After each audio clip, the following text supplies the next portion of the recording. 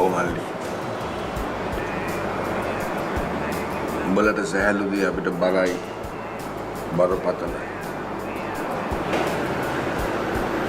යාව මල්ලි.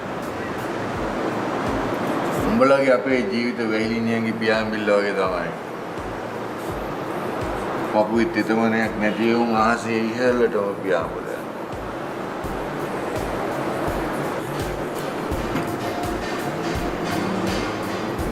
පපුවේ තෙතමනයක් තියෙන උන්ට එහෙම නිදහසේ සැහැල්ලුවෙන් උඩට පියාඹන්න බෑ.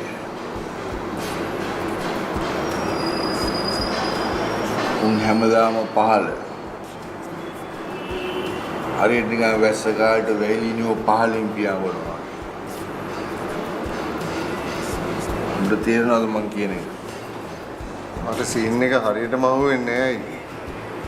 සරලයි නේ බං. උඹලා ඉහළටම යනවනේ. උඹලගේ හදවතේ තෙතමන යන්නේ. ඒකයි උඹලා සැහැල්ලුවෙන් ඉහළටම යන්නේ.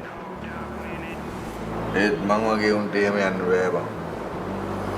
මගේ හදවත තෙතමනෙන් බර වෙලා තියෙනවා.